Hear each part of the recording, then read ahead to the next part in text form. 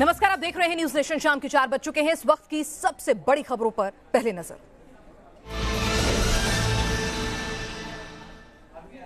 चार बड़ी खबरें इस वक्त की जो है वो आपको बता दें, जो दिन भर से सुर्खियों में हैं।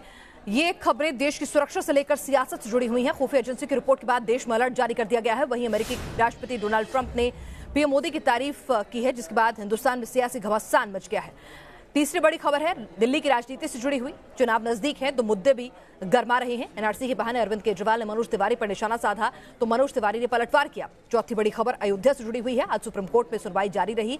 मुस्लिम पक्ष के वकील जफरयाब जिलानी ने कल के बयान से पलटी खाते हुए आज एक नया बयान दे दिया। जिलानी ने कहा कि कल राम चबूतरे को भगवान श्री राम का जन्म स्थान बताया था उन्होंने, जब कोर्ट ने उनसे पूछा था, लेकिन आज अपने वो उस बयान से यू टर्न लेते हुए नजर आए, क्योंकि उनके इस बयान के बाद सवाल उठने लगे थे कि अब तो औचित्य ही क्या रह जाता है जब राम चबूतरे को ही उन्होंने मान लिया राम का जन्म स्थल।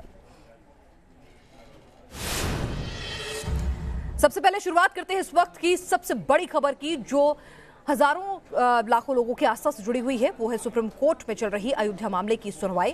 विवादित ढांचे के भीतर झंडा फहराया गया था। 1858 में सिख समुदाय से ताल्लुक रखने वाले शख्स ने झंडा फहराया। 1865 में राम चबूतरे पर पूजा करने लगे। जस्टिस बोबड़े ने कहा कि सिख भी श्री राम में आस्था रखते हैं। सिख धर्म की शिक्षाओं में श्री राम का उल्लेख भी मिलता है। आधिकारिक दस्तावेज में रामकोट किले में जन्मस्थल का जिक्र भी किया गया है। विवादित ढांचे के भीतर झंडा फहराने वाला पहला शख्स जफरयाब जिलानी ने कहा कि एक सिख समुदाय से ताल्लुक रखने वाला शख्स था। हमारे साथ इस वक्त अरविंद और ज्यादा अपडेट के साथ जुड़ चुके हैं। अरविंद, जफरयाब जिलानी ने कल जिस राम चबूतरे को श्री राम का जन्म स्थान माना था, आज वो अपने बयान से यू टर्न लेते हुए झंडा फहराने सिख समुदाय के शख्स को इसमें ला रहे हैं बीच में। देखिए बिना, दरअसल जफरयाब जिलानी सीधे तौर पर राम चबूतरे को श्री राम जन्म स्थान मानने से इनकार कर रहे हैं, लेकिन हकीकत ये है कि वो इस बात से भी इनकार नहीं कर रहे कि इस मामले में जो डिस्ट्रिक्ट जज का फैसला था उसके खिलाफ उन्होंने कोई अपील दायर नहीं की। तो इसका मतलब ये है कि कोर्ट की जो पोजीशन थी, 1886 में जजमेंट आया था, उससे मुस्लिम पक्ष इत्तेफाक रखता है। उसके खिलाफ उन्होंने कभी कोई अर्जी दायर नहीं की। दरअसल 1886 में महेंद्र रघुवर दास गए थे फैजाबाद की जज के पास और उनका ये कहना था कि विवादित जगह पर श्री राम का भव्य मंदिर बनना चाहिए। जज ने उनकी इस मांग को तो ठुकरा दिया, लेकिन अपने फैसले में इस बात को लिखा था कि अपने आप में दुर्भाग्यपूर्ण है एक ऐसी जगह जिसको हिंदू इतनी बड़ी आस्था के तौर पर देखते हैं, वहां पर एक मस्जिद का निर्माण किया गया। और चूंकि 356 साल पुरानी ये बात है तो उसको अब सुधारा तो नहीं जा सकता। हाँ, अभी जो स्थिति है उसमें यथास्थिति बनाए रखने का आदेश दिया जाता है। तो ऐसी सूरत में कोर्ट ने अपने फाइंडिंग में इस बात को माना था कि जो राम चबूतरा है उस पर हिंदू जन्म स्थान के तौर पर मान्यता देते रहे हैं और इस आस्था को कहीं ना कहीं इस फैसले में मान्यता दी गई थी। तो मुस्लिम पक्ष ने चूंकि कभी भी किसी भी कोर्ट में इस फाइंडिंग को चैलेंज नहीं किया, तो कहीं ना कहीं ये माना जा सकता है कि मुस्लिम पक्ष ने भी राम चबूतरे पर राम जन्म स्थान को लेकर के जो फैसला था उस पर सवाल खड़े नहीं किए गए और अप्रत्यक्ष तौर पर ही सही वो इस दावे का समर्थन करता है। दूसरी बड़ी बात यह कि जस्टिस बोबड़े ने आज कोर्ट जिलानी से पूछा कि क्या शुरुआत में, जैसा कि हिंदू पक्ष दावा कर रहा है, बाबरी मस्जिद के अंदर घुस करके या विवादित ढांचे के अंदर घुस करके कोई कोशिश की गई हिंदुओं की तरफ से हिंदुओं की तरफ से प्रार्थना करने की। तो इस पर कोर्ट को बताया गया कि 1858 में सबसे पहले एक सिख ने विवादित ढांचे के अंदर तक जाकर के सबसे पहले एंट्री की थी और उन्होंने वहां पर जाकर के एक झंडा भी लहराया था। जस्टिस बोबड़े ने इस पर टिप्पणी की कि सिख भी भगवान राम में आस्था रखते हैं, उनकी शिक्षाओं में सिख धर्म की जो शिक्षा है उसमें भगवान राम का उल्लेख है। तो कहीं ना कहीं इस बात को साबित करने की कोशिश की गई कि हिंदू पक्ष की तरफ से भी, चाहे वो भले ही एक सिख की तरफ से भी एक कोशिश की गई कि वो उस जगह पर जाकर जो कि विवादित थी वहां पर जाकर के अपनी पूजा अर्चना कर सके या फिर झंडा लहरा करके अपना दावा साबित कर सके। जी, इस तमाम अपडेट के लिए आपका शुक्रिया। हम अपने दर्शकों को सुनवाना चाहते हैं कि किस तरह से आज सुनवाई शुरू होते ही सुन्नी वक्फ बोर्ड की ओर से जफरयाब गिलानी ने राम चबूतरे पर सफाई देते हुए कहा कि सुन्नी वक्फ बोर्ड राम चबूतरे को श्री राम जन्म स्थान नहीं मानता है। हमारा कहना है कि हिंदू पक्ष राम चबूतरे को श्री राम का जन्म स्थान मानता रहा है और इस मामले में डिस्ट्रिक्ट जज की टिप्पणी के खिलाफ हम नहीं जा रहे।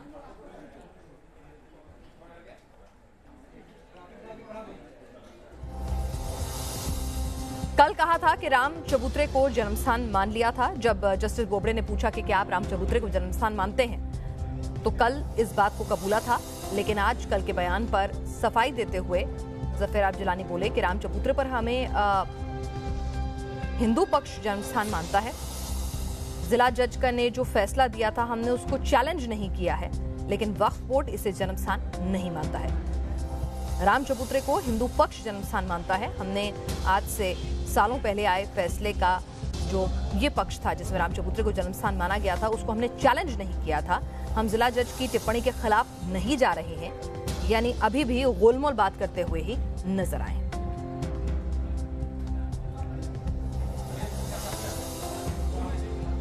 और इस सब के बीच में जिला जज ने आज से सालों पहले क्या कुछ फैसला सुनाया था वो भी हम आपको बता दें, जिसका जिक्र हमारे संवाददाता अरविंद सिंह कर रहे थे। फैजाबाद जिला जज ने राम चबूतरे को जन्म स्थान माना था। जिला जज के फैसले को कभी भी मुस्लिम पक्ष की ओर से चुनौती नहीं दी गई, यानी कि कहीं ना कहीं उन्होंने भी अपनी स्वीकृति जो है इस पक्ष में जाहिर की थी।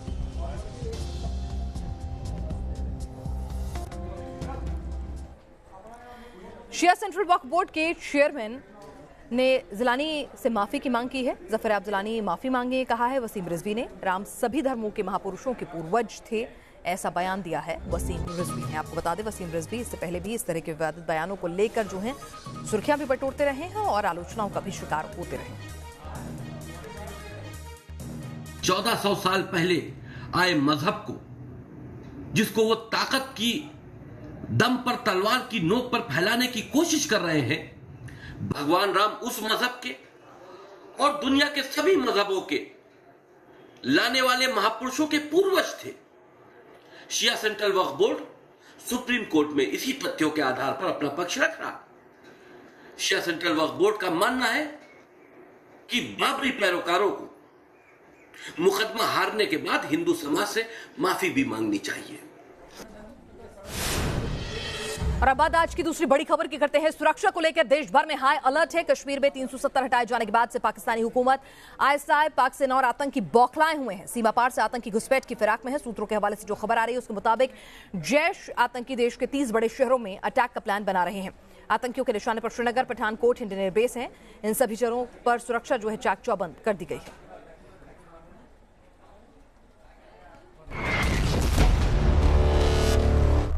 $370 के बाद जैश सरगना बौखलाया हुआ है। आतंक का अजगर छटपटा रहा है। मसूद की रातों की नींद हराम है, क्योंकि 370 कश्मीर के आतंकियों का काल बन रहा है। आतंकियों के सफाई से बौखलाए मसूद ने बनाया है अब फिदाइन प्लान। सुसाइड बॉम्बर के जरिए देश में हमले का नापाक प्लान। एक धमकी वाली चिट्ठी से खुल गया जैश की खौफनाक साजिश का सबसे बड़ा राज। जी हां, 370 के बाद भारत में आतंकियों का सर्वनाश हो रहा है। दहशतगर्द चुन चुन कर ठिकाने लगाए जा रहे हैं। यही वजह है कि जैश ने रची है खौफनाक साजिश।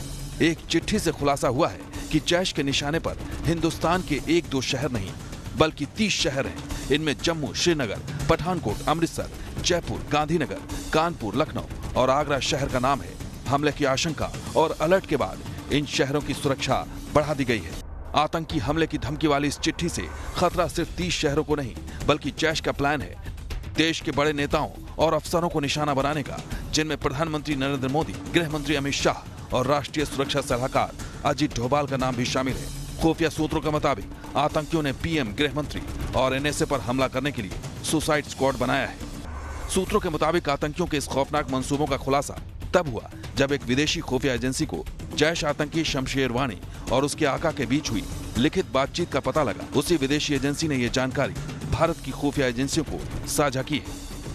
ह्यूमन राइट कमीशन हो, चाहे उनके अपने बहुत से रिप्रेजेंटेटिव सारे दूसरे फ्रेंडली कंट्रीज में भेज के किसी किस्म का एक बहुमत तैयार करने की कोशिश हो, सब करके वो तो थक चुका है। तो उनके पास एक हथियार जो बाकी है वो है अपना टेररिज्म का, जो कि बहुत समय पहले से वो हमारे अगेंस्ट इस्तेमाल करता है, परंतु उसको भी और भी ज़्यादा इंटेंसिफाई कर सकता है। तो ये अलर्ट उसी की बैकग्राउंड में हमें देखना चाहिए। इस धमकी भरी चिट्ठी में सितंबर महीने में बड़े आतंकी हमले की योजना का जिक्र है, लेकिन सबसे चौंकाने वाली बात यह है कि जैश के इस खौफनाक प्लान का ब्लूप्रिंट पाकिस्तान की खुफिया एजेंसी आईएसआई ने तैयार किया है। सूत्रों के मुताबिक जैश के बदला प्लान में पाक सेना का एक मेजर जैश की मदद कर रहा है। जम्मू में भी सुरक्षा इस बीच कड़ी कर दी गई है। हर आने जाने वाले पर कड़ी नजर रखी जा रही है। न्यूज नेशन संवाददाता शहनवाज खान की ये रिपोर्ट देखिए। सुरक्षा एजेंसियों द्वारा देश भर में जारी अलर्ट के बाद जम्मू के त्रिकुटा नगर में यहां पर सेना कैंप के पास एक संदिग्ध जो है उसको यहां पर पकड़ा गया है। दरअसल कुछ ही देर पहले ये जो संदिग्ध था वो यहाँ पर झाड़ियों में छुपा हुआ था और उसने सेना की वर्दी जो है वो यहाँ पर पहन के रखी थी, जिसके बाद यहाँ पर जो संतरी हैं अलर्ट, उन्होंने यहाँ पर उसको देखा है और उसके बाद उस पर यहाँ पर घेरा जो है वो यहाँ पे लगाया गया है। फिलहाल जो यहाँ पर खबर है उसके मुताबिक ये जो यहाँ पर टीन शेड बना हुआ है इसके आसपास तक वो संदिग्ध जो है वो यहाँ पर पहुँच गया था, लेकिन सेना ने उसको यहाँ पर रोक लिया है और पुलिस जो है उसने अब उस संदिग्ध को यहाँ पर हिरासत में ले लिया है। लगातार सुरक्षा एजेंसियों को अलग अलग तरह के इनपुट्स जो हैं वो पूरे देश भर के लिए यहाँ पर मिल रहे हैं, लेकिन खास तौर पर जम्मू कश्मीर जो है वो पहले से ही हाई अलर्ट पर है, क्योंकि आतंकवादी जो है वो लगातार अलग अलग तरह की साजिशें जो हैं वो जम्मू कश्मीर को लेकर यहाँ पर कर रहे हैं। अभी कुछ दिन पहले 40 kg RDX जो है वो जम्मू के बिलावर से यहाँ पर मिला है। इसके अलावा कई आतंकवादी गतिविधियां जो हैं वो LOC पे यहाँ पर देखी जा रही हैं। यही कारण है कि सुरक्षा एजेंसियां जो हैं वो यहाँ पर काफी अलर्ट पर हैं और जिस तरीके से अब ये संदिग्ध यहाँ पर पकड़ा गया है उसने यहाँ पर कई जो यहाँ पर जानकारियां जो हैं वो यहाँ पर सेना को मिल सकती हैं। फिलहाल सेना ने उसको अपने कब्जे में यहाँ पर ले लिया है और इस समय उसका इंटेरोगेशन जो है वो यहाँ पर किया जा रहा है और जितने भी यहाँ पर पुलिस चौकियां हैं और पुलिस नाके हैं फिलहाल उनको यहाँ पर अलर्ट पर कर दिया गया है। वीडियो जर्नलिस्ट इजाज अहमद के साथ शाहनवाज खान, न्यूज नेशन, जम्मू। और नेपाल में आई फ्लैश फ्लड का नतीजा ये हो रहा है कि बिहार के भी अधिकांश हिस्से जो है इस वक्त बाढ़ के खतरे से दो चार हो रहे हैं। बिहार में गंगा ने रौद्र रूप धारण कर लिया है। गंगा के जलस्तर में लगातार बढ़ोतरी हो रही है। पटना और बेगूसराय के कई इलाके गंगा में डूब गए हैं। हालात ये हो गए हैं कि यहाँ पर राहत और बचाव का काम कुछ जगहों पर अभी भी शुरू नहीं हो पाया है। तस्वीरें आप देख रहे हैं, टापू में तब्दील हुआ गाँव पानी पानी हो गया है, पूरा पटना शहर भी। और बताया जा रहा है इसके पीछे जो फ्लैश फ्लड्स होती हैं, जो अचानक से बहुत ज़्यादा बरसात होती है, बादल फटते हैं, जिस तरह से कम वक्त में बहुत ज़्यादा बरसात होती है, नदियां उफान पर आ जाती हैं, तो उसका नतीजा ये हुआ है कि नेपाल में इस तरह की स्थितियां बनी तो वहाँ से पानी जो है वो बिहार की तरफ भी आया है और बिहार में भी बारिश जो है सामान्य के मुकाबले ज़्यादा हुई है। नदियाँ उफान पर हैं और नतीजा हम देख रहे हैं कि सितंबर आखिर आ गया है, आखिर का महीना, लेकिन उसके बावजूद भी किस तरह से बाढ़ से दो चार हो रहा है बिहार। ये है बाढ़ में वो व्यवस्था जहां गांव डूबने के बाद लोग एक जगह से दूसरे जगह, एक घर से दूसरे जगह जाने के लिए एक मेकशिफ्ट अरेंजमेंट जिसे जुगाड़ टेक्नोलॉजी कहते हैं, थर्मोकोल के सहारे देखिए छोटी छोटी तस्तरियां बनाई गई हैं और इस पर ही महिला पुरुष जो भी हैं वो एक ऊंचे स्थान से दूसरे जगह पर जाते हैं। दूसरा कोई आसरा नहीं है। गाँव के जो लड़के हैं वही इसके खवैया होते हैं और वही से एक जगह से दूसरे जगह ले जाते हैं। आप लोग इसी से आती जाती हैं? हाँ। और कोई चारा नहीं है? क्या तुम लोग इसी से आती जाती हो? हाँ, पानी बहुत है। पानी ला खाना बनाए खातिर पानी ये पर लाद के लिए आते हैं। तो पानी लाना हो, कोई ज़रूरत के सामान की ज़रूरत हो, आपके पास कोई दूसरा आसरा है नहीं। अगर है तो सिर्फ ये एक व्यवस्था है जिसके सहारे लोग एक जगह से दूसरे जगह जाते हैं, एक किनारे से दूसरे किनारे जाते हैं। और जो गांव के लड़के हैं वो इसमें ये थर्मोकोल के सहारे इन्होंने एक तस्तरी जैसी बनाई है और यही नाव के सहारे लोग एक जगह से दूसरे जगह, एक किनारे से दूसरे किनारे लोगों को पहुंचाने का काम कर रहे हैं। तो ये है परेशानी और ये है ज़िंदगी की जद्दोजहद जिससे निपटने में लगे हैं लोग। बाढ़ की ऐसी विभीषिका जो हर साल बिहार के लोगों को डुबाती है, परेशान करती है, इस साल भी लोग इस बाढ़ में परेशान हैं, इससे जूझ रहे हैं। वीडियो जर्नलिस्ट सदन के साथ रजनीश सिन्हा, न्यूज नेशन, पटना। उधर बिहार के बेगूसराय में सैलाब से भारी तबाही मची है। गंगा के जलस्तर में लगातार बढ़ोतरी देखी जा रही है, जिसके चलते सैकड़ों गांव पूरी तरह से सैलाब में डूब गए हैं। कई इलाकों में राहत और बचाव का काम जारी है, लेकिन कुछ इलाकों में राहत और बचाव का काम अभी भी शुरू नहीं हो पाया है। आप ड्रोन कैमरे से ली गई ये तस्वीरें देख पा रहे हैं किस तरह से सैकड़ों घर जो हैं वहाँ पर, कच्चे पक्के मकान, छोटे मकान जो हैं वो इस वक्त पानी से लबालब भरे हुए हैं। पूरे गांव को, इलाके को शिफ्ट कराना पड़ गया है। लोग अपनी छतों पर पहुंचकर राहत और बचाव की गुहार लगा रहे हैं या फिर इस पानी को पार करने के लिए मजबूर हैं।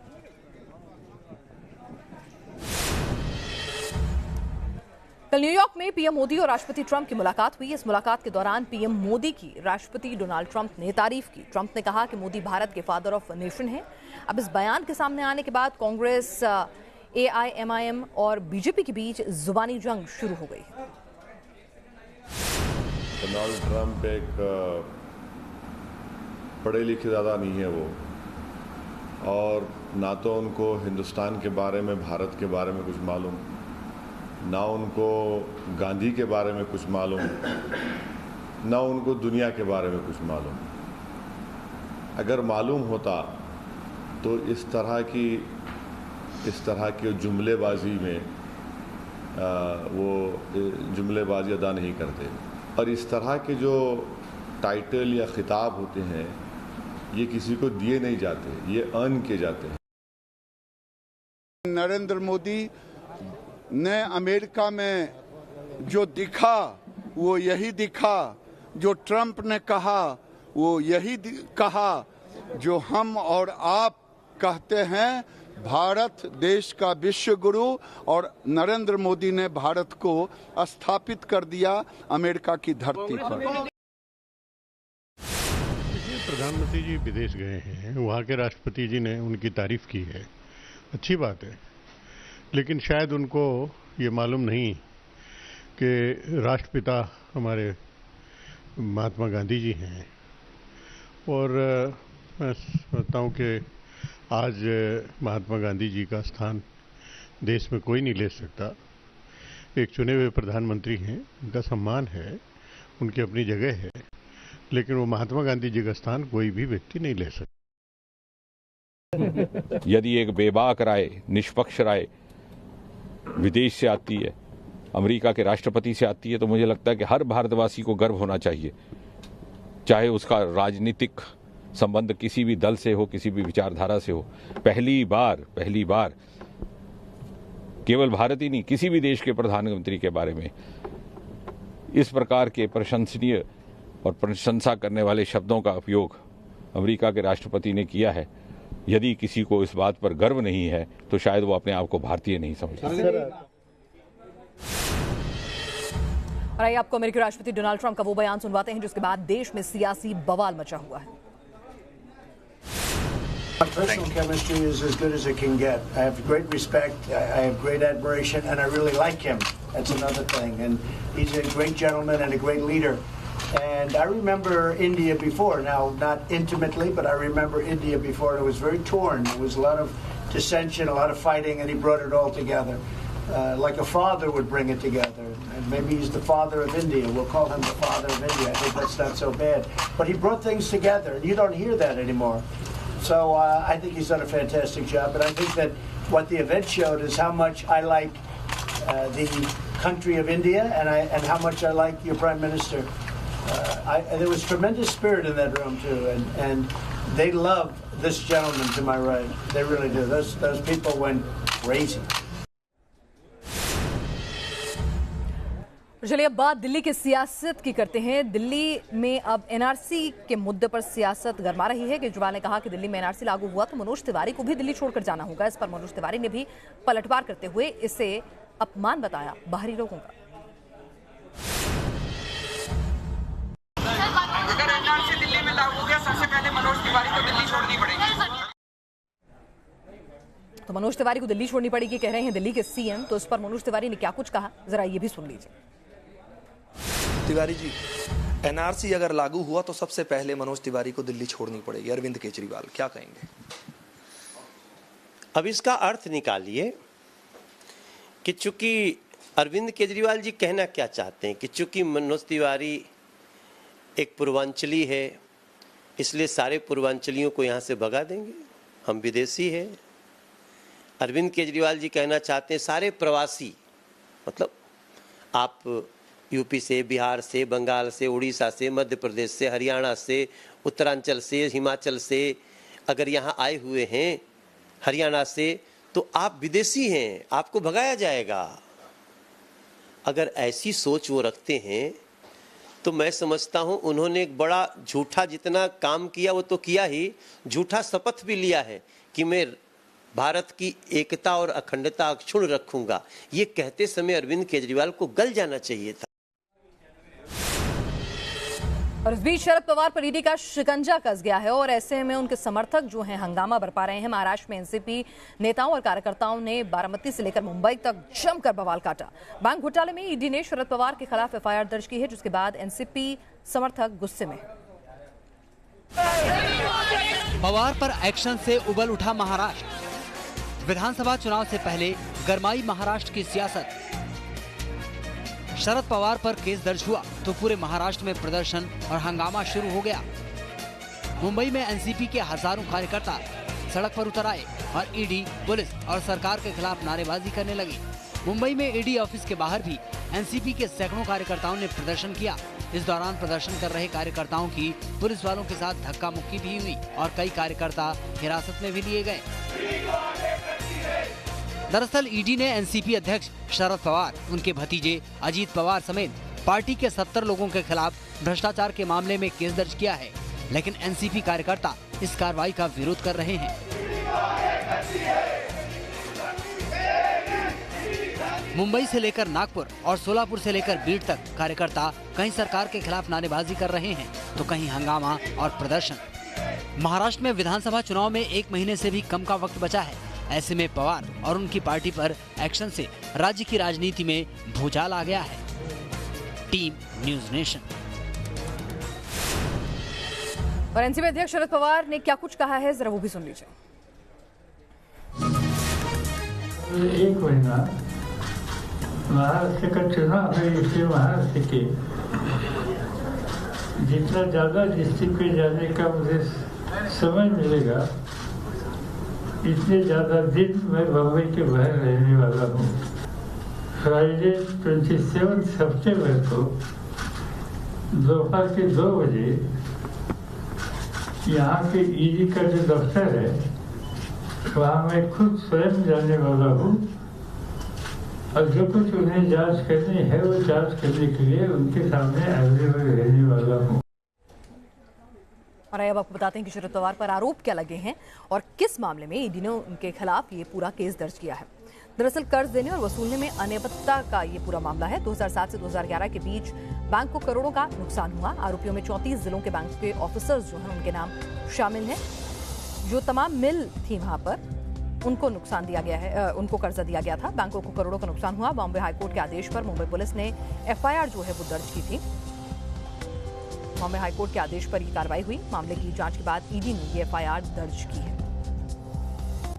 और अब आपको दिखाते हैं कुछ और अहम खबरें फटाफट अंदाज में। मध्य प्रदेश के ग्वालियर में एक ट्रेनर में 21 विमान क्रैश हुआ। हादसे में किसी के घायल होने की खबर नहीं। ग्रुप कैप्टन समेत स्क्वाड लीडर दोनों सुरक्षित।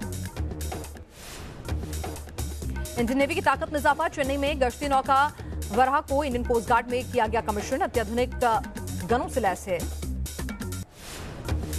पीएमसी बैंक पर आरबीआई के एक्शन से ग्राहकों की बड़ी मुश्किलें। अपना पैसा निकालने के लिए बैंक के बाहर लगी लोगों की लंबी कतार। सीएम योगी आदित्यनाथ ने की ट्रिपल तलाक पीड़ित महिलाओं से मुलाकात। हर साल 6,000 रुपए की सहायता देने का किया ऐलान। दिल्ली में हरियाणा में बीजेपी कोर कमेटी के साथ अमित शाह ने की बैठक। सीएम खट्टर बोले एक और दौर के बाद होगा उम्मीदवारों के नाम का ऐलान। चिन्मयानंद रेप केस में नया मोड़। 14 दिन की न्यायिक हिरासत में भेजी गई। आरोप लगाने वाली छात्रा दोस्त के साथ 5 करोड़ की रंगदारी मांगने का लगा आरोप। स्वच्छता प्रोग्राम के लिए पीएम मोदी को मिला global goalkeeper award. Bill and Melinda Gates foundation ने किया सम्मानित। मोदी बोले ये करोड़ों लोगों का सम्मान। पंडित दीनदयाल की जयंती आज। बीजेपी मुख्यालय में पार्टी अध्यक्ष अमित शाह ने दी श्रद्धांजलि। कार्यकारी अध्यक्ष जेपी नड्डा भी रहे मौजूद। देश की एकता और अखंडता में योगदान देने के लिए होगा राष्ट्रीय एकता पुरस्कार का आगाज। सरदार पटेल के नाम पर दिए जाएंगे राष्ट्रीय एकता पुरस्कार। आज गिरावट के साथ बंद हुआ शेयर बाजार। सेंसेक्स 500 से ज्यादा अंक लुढ़का। निफ्टी में भी करीब 150 अंक की आई गिरावट। यूपी के चंदौली में हादसे पर हंगामा। गुस्साई भीड़ ने नेशनल हाईवे को किया जाम। तेज रफ्तार ट्रक ने ली थी एक युवक की जान। एमपी के छतरपुर में सरेआम भीड़ ने की बस ड्राइवर की पिटाई। पिटाई का वीडियो हुआ वायरल। गाय को टक्कर मारने के बाद भड़क गया था भीड़ का गुस्सा। और अब बात करते हैं नवरात्र के उत्सव की। नवरात्र में अब हफ्ते भर से भी कम का वक्त बचा है। इसे लेकर गुजरात में तैयारियां चरम पर हैं। अहमदाबाद से लेकर गुजरात तक के जो दूसरे शहर हैं वहां गरबा डांडिया नाइट्स जो है उनका खास आयोजन किया जाता है। तैयारियां शुरू हो गई हैं। इस बार गुजरात में गरबा प्रेमियों के बीच कच्छी कला की ड्रेस की खासी मांग जो है वो देखी जा रही है। ड्रेस 2 से 10,000 रुपए तक की आती है।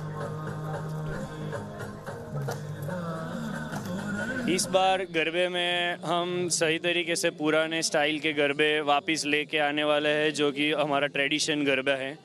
जो नई नई स्टाइल्स आती है उसको हम इस टाइम इग्नोर करना चाहते हैं, क्योंकि पुराने गरबे माहौल में से चले गए, तो हम पुराने गरबे के साथ अभी आगे बढ़ेंगे। कच्छ से लिए, ये आप देख रहे हो, ये सेट भी मैंने वहाँ से लिया है। ये वहाँ की स्पेशलिटी है।